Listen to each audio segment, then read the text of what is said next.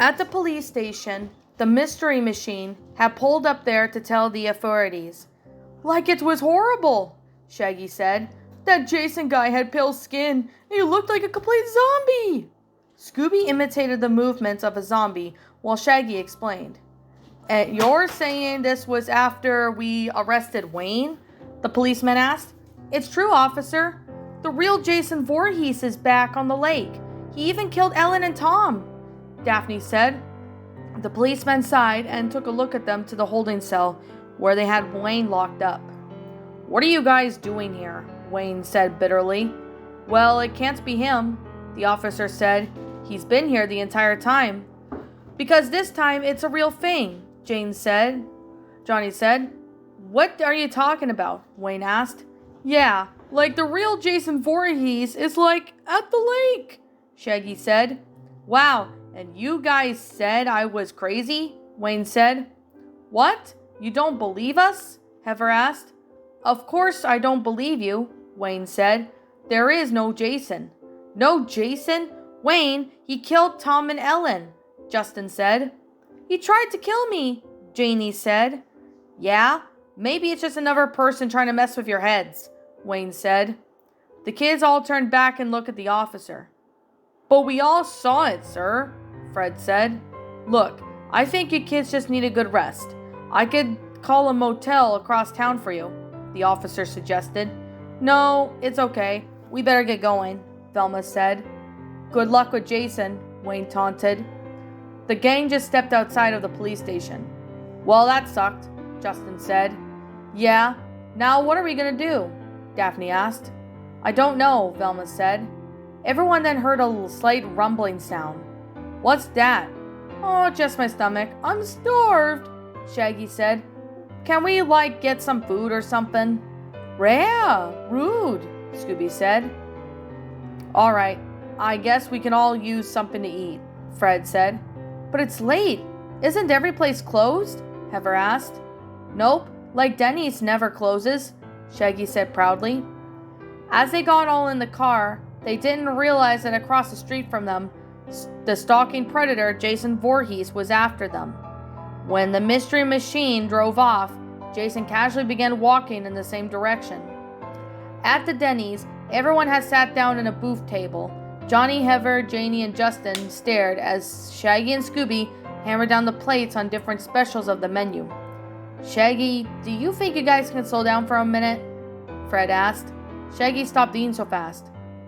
"Sorry, Fred," he said. "You know how Scoob and I were scared. Food's the only thing that calms us down." When the others had finished their food, the waitress came by again, and Shaggy and Scooby ordered another plate of pancakes. "Now, what really do we have to talk about stopping Jason?" Velma said. Scooby and Shaggy tensed up. "We need to think of a plan before we go back to the lake," Velma continued. "I got an idea. How about we don't go back at all?" Shaggy said. "Rah!" Scooby whimpered. What are you talking about, you guys?" Fred asked. "We can't just let Jason hurt anyone else." "I think I'm with Scoob and Shaggy on this one," Johnny said. "We should all be focusing on getting away from this place as far as possible." "This is because many of the different than others. Fred, this time this monster wants us all dead," Daphne said. "But Fred's right. If Jason kills anyone else, it'll be on us for not stopping him," Velma said. "I don't want to stay here, Velma," Heather said. "I don't either," Janie added. "What about you, Justin?" Johnny asked. "After all the craziness that's happened in the town since I got here, I gotta say I'd rather leave this place too." Velma sighed. "Come on, you guys. I just can't believe you just want to give up," she said. "Well, if you can think of a plan that's not going to end up with all of us killed, we're all ears," Johnny said. Velma and Fred just sat there in silence. "All right, it's settled then," Johnny said. "We're going after we're finished here." This had really been one of the first times Velma had even realized that she couldn't think of a logical way to stop a villain. She had always come up with brilliant plans in the past, and that worked, granted. But they worked after Scooby and Shaggy tripped over them. But at least that got the job done. This time, she was truly stumped. "You're right," she said. "Velma, Fred said. He's right. We should just go, Velma said softly. As shocked as Fred was able to hear Velma say that, he couldn't get all together to blame her. He didn't necessarily have any tricks up their sleeves either. The news of leaving brought a lot of weight off of Scooby and Shaggy's shoulders, and all was left to do was to enjoy the last of their pancakes, then drive back home to Coolsdale. Another minute had passed before the waitresses came down with 2 stacks of pancakes for Shaggy and Scooby. Thank you, Shaggy smiled as he reached for his fork. Scooby said, licking his lips. As Shaggy brought the fist up to bite his mouth, his eyes widened in uprints in terror. Zoinks! Shaggy screamed at the top of his lungs. What is it? Fred asked. Shaggy pointed past Fred's shoulder. The killer! He screamed. Everyone's head had turned to see Jason Voorhees standing outside of the restaurant, looking through one of the windows. He opened the door and slowly walked in. Everyone in the restaurant felt uneasy. An employee just walked up to the monster and casually tried to say, Welcome to Denny's, sir. Will that be a sitting down? And without a warning, Jason grabbed the man's shirt and chucked him at the entrance. The glass door shattered as the employee went through it. Having heard the noise at the store manager, Marv, an extremely overweight guy, came bursting out of his office and walked towards Jason. Hey, what's the big idea, pal? Jason simply drove his machete through Marv's stomach and continued walking as the fat manager slid onto the floor. The kitchen, go! Fred shouted as he and the gang ran through the booth across the restaurant.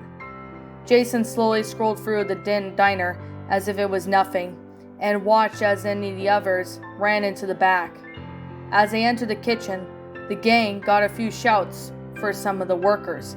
Hey, you're not supposed to be in here, one guy said. Ignoring him, everyone ran for the room. The smell of frying bacon caught Shaggy and Scooby's eyes for a second. They both said, as they sniffed simultaneously. Come on, you guys, let's go, Fred said, as he went back to pulling them along. Just then, Jason entered the kitchen. Beside him stood a cook, and the man placed his hand on Jason's shoulder. Sir, you can't be back here, he said. Jason then turned around and pushed the cook into a flaming stove. The man screamed bloody murder as he burnt. All the cooks in the room screamed for their lives and headed out the door. From across the kitchen, the gang had seen this happen. They crouched down behind a counter and hid. Like, what do we do now? Shaggy asked. Fred then looked until he came up with something. Okay, we're going to make a break for it, he said. How? Janie asked. Fred peered his head up above the counter slightly, to see Jason still searching the kitchen for them. Fred got back down. You see that door over there? He said, pointing towards the end of the room. That's all leads back, he said. If we move fast enough, we might all make it. Okay, let's do it, Velma said. All right, Johnny said. Now, Fred said. Wait, if he's still there, Heather said. Fred stood up again and realized that Jason was no longer in the kitchen. Hey, he's gone, Fred said. Like, really? Shaggy asked as he stood up as well. Jason was not there anymore. Hey, Scoob, the coast is clear. Is it? Scooby asked as he stood himself up.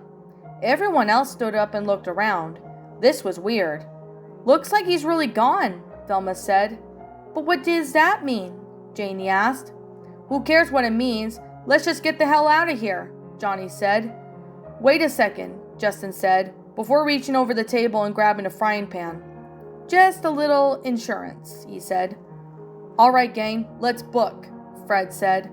They all ran to the back door and exited the back of the restaurant. They all froze though as the monster was standing right in front of them.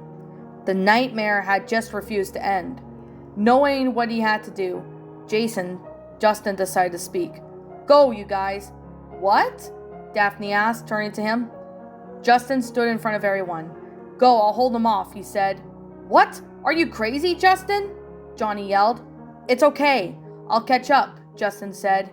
No, Justin, please, don't do this, Heather said, almost crying. Just go, Justin yelled.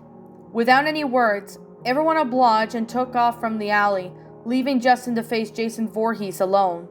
Come on, Jason, let's go, Justin said, holding the frying pan with both of his hands. Jason just stood there, with not a single body expression. Justin took in a few deep breaths before swinging the pan, hitting Jason on the head. It did nothing. Justin struck Jason again. Nothing again. Nothing. Jason just put one hand and pushed Justin. Justin fell and his back hit the kitchen door, causing it to swing open, with him falling back in. He got up and stepped back even more. Jason followed. The further they backed into the kitchen, the closer Jason got to Justin. When it came close enough, Justin swung the frying pan again and again. It had no effect on Jason. Justin was starting to get tired, so he chucked the pan as hard as he could. It hit Jason's chest and fell to the ground. Jason remained unharmed. Looking around him, Justin began picking up random utensils and plates and started to throw at the monster, all to no avail. Out of breath, Justin just stood there as Jason stepped up to him again. Without particularly knowing why Justin began punching at Jason's chest. He punched and punched, while all the while, Jason just stood there and took it. "Come on, fight back!" Justin yelled at him. "What the hell do you want from me?" Suddenly, Jason dropped his machete, grabbed Justin by his shirt with both hands, lifted him into the air. Justin screamed as Jason held him up. Next to him stood a big oven. Jason had used his hand to open it, then shoved Justin's entire body in there. He held the door shut and set the temperature to its maximum heat. Jason just stood there and listened as Justin screamed as smoke and aroma of burning flesh filled the air. After Justin stopped screaming, Jason picked up his machete and walked back out of the kitchen and into the alleyway. As he walked around the building and into a nearby parking lot, he looked around but could not see any of the gang. The street was pitch black at 3 a.m.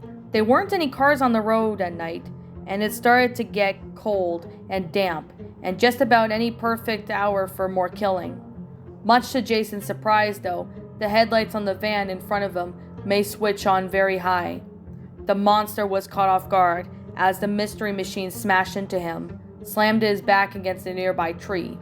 "Yes, we got him!" Johnny yelled. Fred backed the car up some more before slamming into Jason again, and then showed any signs of movement. Fred then continued slamming the van onto Jason's body, and then, when he finally stopped moving, Fred turned off the van. Everyone stepped out of the car and peered over at seemingly dead Jason Voorhees. "Yeah, like great plan, Freddy," Shaggy said. "We can't be too sure yet," Velma said. "Fred, you better check him." "Right," Fred agreed. He slowly crept up to the corpse and felt its neck. Unresponsive, Fred sighed in relief. "We got him. It's finally over," he said. Everyone sighed in relief. "Well, that was a night I never want to repeat again," Daphne said. "Me neither, but at least I have a new plot for my book," Velma chuckled. "Man, like after all that, I am sure hungry," Shaggy said. "Are you serious? You ate about 4 stacks of pancakes in there," Janie smiled. "Yeah, but now I'm kind of in the mood for some tacos. What do you say, Scoob?" Rare, tacos," Scooby agreed. Everyone else laughed. Johnny and Heather hugged. "No one is ever going to believe this," Heather said. "I know, and it doesn't matter though. I mean, at last we're finally alive," Johnny said. "I'm sorry, I thought it was you back there. I had no idea." "Hey, come on, you had every reason to believe it was me. But who would ever thought the real thing would have shown up?" They shared a small laugh and looked into each other's eyes. "I love you," Heather said. "I love you too." They pulled into a quick kiss, and then another long hug. Heather closed her eyes and taking in comfort in Johnny's embrace. Everyone was being obvious to this. Jason suddenly jerked his head back up and took a breath. Heather slowly opened her eyes and saw Jason had moved. Terror had struck her heart once again. The monster from hell was relentless. Heather shrieked at the top of her lungs. Everyone turned their attention towards her in the van. As Jason stood up, he slowly pushed the mystery machine off his chest with his bare hands. None of them could believe it. This was absolutely impossible. They all stood there, awestruck as Jason grabbed his machete off the ground. "Move! Go!" Fred yelled. "Across the street, run!" With that, they all took a booklet to across the back street of the woods, and towards the Home Depot building. Jason had turned and limped across the street after them. When they got into the building, they noticed it was locked. "Oh God," Janie complained. "Come on, let's break it down," Fred said. Fred, Johnny, Shaggy, and Scooby all charged at the door and busted right open. Everyone ran inside as Jason slowly crossed the street. Inside the Home Depot, everyone looked around. "We need to find some place to hide," Hever said. "I know, come on," Fred said. Before they began to walk, they turned towards around and saw Jason enter the building. "Aw, man, give us a break," Shaggy said. They began running away from the hockey-masked figure again. It was like a bad dream that they wished they would never wake up from. They were going to end up running from Jason Voorhees until Judgment Day. When the gang saw another door, they ran straight in there, not caring whether Jason followed them or not. They kept running until Fred tripped on something. "Fred, are you okay?" Daphne asked. "Yeah, I'm fine," Fred said. He looked at his leg at the contraption that caused him to fall. He stood up and grabbed it. "Like, what is it, Fred?" Shaggy asked. "It's a flamethrower," Fred responded. He had looked around, and they were in a room full of different tools, with shelves of stacked of things. "We're in a supply room," Fred said. "So what do we do now?" Janie asked. Fred then took the top of the shelves and saw something that gave him an idea. "Velma, are you thinking what I'm thinking?" he asked. What? Scooby asked. Fred whispered into Scooby's ear for a few seconds. When he finished, Scooby looked completely offended. "Ruh-uh, roll away," he said. "Come on, Scoob, please," Fred asked. "Ruh-uh, no way." "Would you do it for a Scooby snack?" Scooby's ears perked up when out of nowhere, Fred took out a box of dog treats. He cummed. "Come on, two?" Fred asked. "Okay."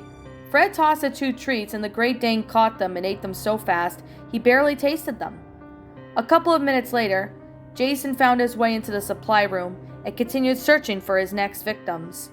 "Are you sure this is going to work, Fred?" Daphne whispered to him as they hid behind the shelf, waiting for Jason to come around the corner. "Oh, it will work.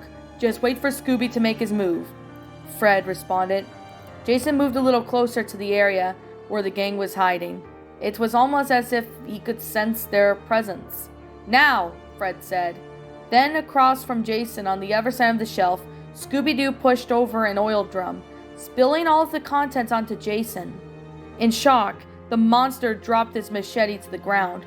Getting oil on his line sight, Jason had removed his hockey mask, revealing everyone the grotesques of his face. Without another word, Fred approached Jason and ignited with the flamethrower. Jason made an unhumanly cry as he began to burn. The smell of decayed, burning flesh filled the room. Everyone couldn't believe this plan had actually worked. Jason was completely on fire now. The gang was even more baffled that Jason continued moving towards them, even though his entire body was ablaze.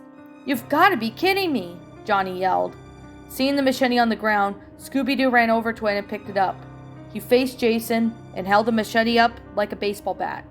"Why, get him, Scoob!" Shaggy yelled. "Scooby-Dooby-Doo!" Scooby yelled triumphantly. And with that, he swung the machete at the burning Jason and slashed his head cleaned off. The headless, burning body fell to the ground and completely, utterly lifeless. Jason Voorhees was already defeated, and all the others can do is watch in awe as Scooby proudly stood over the burning corpse. The next morning, back at Camp Crystal Lake, after the police had been there and cleaned up the crime scenes, Scooby, Shaggy, Janie, Fred, Daphne, Velma, Johnny, and Hever all stood on the shore near the lake. "Hey, listen, Hever," Johnny said to her. "I was never mad at you for breaking up with me last month." Hever just smiled at him. "I just want you to know that I would never do anything to try and hurt you," Johnny continued. "I know," Hever said, cupping Johnny's cheek in her hand. "I love you," Johnny said. "I love you too." They kissed and embraced. Fred and Daphne stood alone, gazing onto the horizon. "You know this place looks kind of beautiful without the monsters, Freddy," Daphne said. "Yeah," Fred answered. "You were really great, you know that?" Thanks, Daff. They leaned in and gently kissed each other. Shaggy and Janie just stood alone as well at the beach. You were really brave back there, Shaggy, Janie said. Nah, really, it was all Scoob, Shaggy said. They just stood there in silence for a moment before Janie decided to talk. Crazy week, huh? She said. This is like a normal thing for me. Yeah, I figured. Even more silence. I'm gonna miss you, Shaggy, Janie said. I'll miss you too, Janie, Shaggy said. They gave each other a tender hug and broke away when Janie slowly brought her lips to meet Shaggy's. Janie! They heard a woman called. They looked into the woods and saw an older man standing behind a police yellow tape. It's my mom, Janie smiled at Shaggy. So, I guess I'll see you around? He asked. Yeah, I guess you will, she said. She planted another small kiss on his cheek before leaving to go greet her mother. Shaggy just stood there, watching admiringly. Velma approached him and put her hand on his shoulder. You said goodbye to her? Velma said. Janie then looked over from her mother and waved the final goodbye. Shaggy waved back. Yeah, he said. Maybe you'll see her again one day, Velma said. Yeah, maybe, Shaggy said. He walked over to see Scooby-Doo, who was standing on the dock, holding Jason's hockey mask. What you doing, Scoob? Shaggy asked. Roughing, Scooby responded. Is that Jason's mask? Rare! What are you gonna do with it? Root it rack where it belongs. Scooby-Doo leaned back and spun the hockey mask out of his hand onto the water. The gang all gathered around and watched the mask sink into the lake. About an hour later, after the gang had packed everything up, they prepared to leave Crystal Lake. Well, it's a shame we won't be here to be open up for business this year, Johnny said. I'm pretty sure parents won't want to bring their kids to a camp where so many people have got murdered. Yeah, Fred said. Well, I'd say we had a pretty full experience here anyway. Seriously, Johnny agreed. I guess we'll see you guys around. Fred and Johnny shook hands. Take care of yourself, Johnny, Fred said. You too, buddy. The gang got into the mystery machine and waved at Johnny and Heather. Keep in touch, you guys, Heather said. Yeah, let's do this again sometime, Johnny said. Ha! I hope not, Shaggy said. Everybody laughed. Alright, bye you guys, Fred said.